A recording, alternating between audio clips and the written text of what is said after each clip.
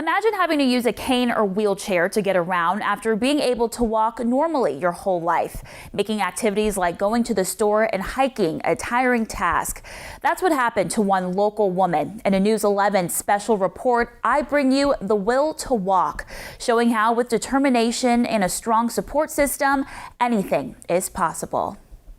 With the day-to-day hustle and bustle, we may take some things for granted, like quick trips to the store or going for a run. It's something 44-year-old Jamie Toll knows all too well. I used to be an athlete.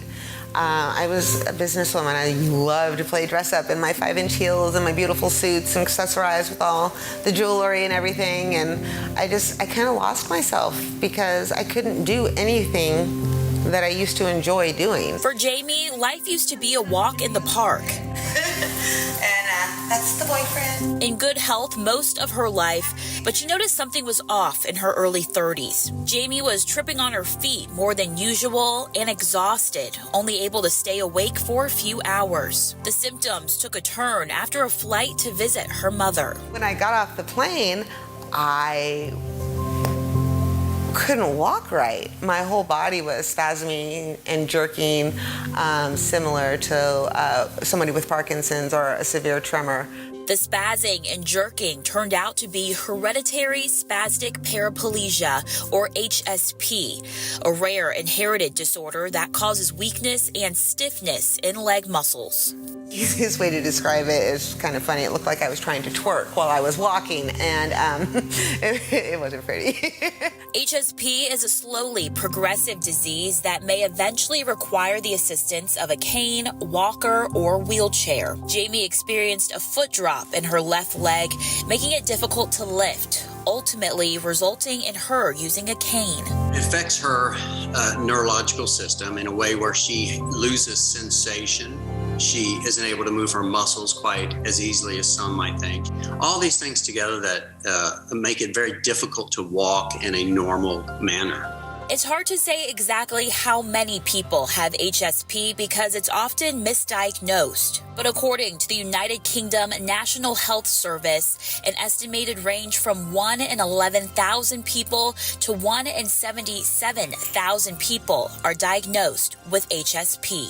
It was emotionally traumatic, I guess would be the best way to put it, just to all of a sudden, poof, imagine getting in a car wreck and losing your leg. Is kind of how I would equate it to. It's just like you have to learn all over again. I had to learn how to move my body so it wasn't so painful, so that I could be mobile and not in a wheelchair. A dark cloud looming over Jamie for some time would soon lighten up after her clinician in Yuma showed her a video that would change everything. I started watching it and I started seeing people like me.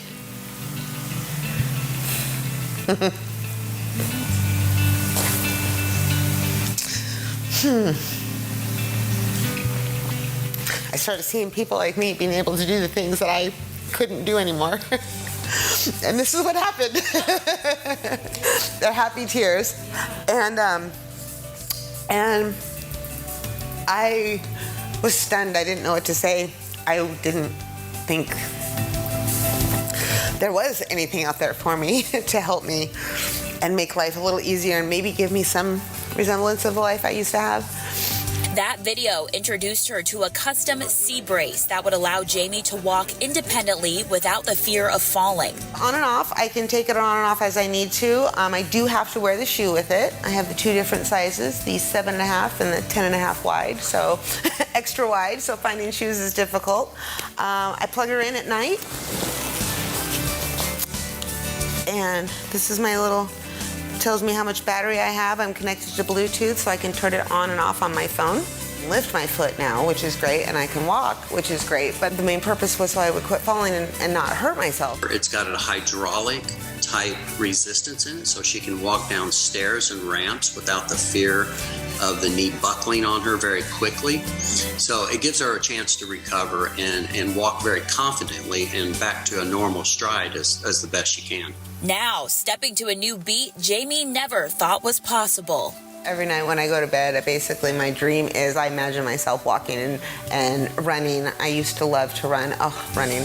She's taking big strides to get back on track and doing what she loves. I saw a gentleman who had polio playing soccer with 2 of the legs, and I thought, that's it. I'm running a marathon, I am golfing, I'm going back to the gym, I'm gonna get back into weightlifting, nothing can stop me. And you know what? I'm gonna start dancing again too. I might even take up salsa, because I'm spicy. Although there is no cure for HSP, that's not getting the vibrant go-getter down. I asked what she has up her sleeve next. I'm going to strut my stuff around the Grand Canyon. I think that's going to be really great. You never know what's going to happen tomorrow. You never know what's going to happen in 5 minutes. And, you know, mine was a progressive to get to this point. You know, it's just, you had to, everything was done. What you had before was gone. This is how life is going to be now, and you need to figure it out real quick. You need to get with it, because, yeah. But I'm not one to be left behind. I'm gonna blaze the trail. I'm not gonna be the follower. So. Dominique Newland, News 11.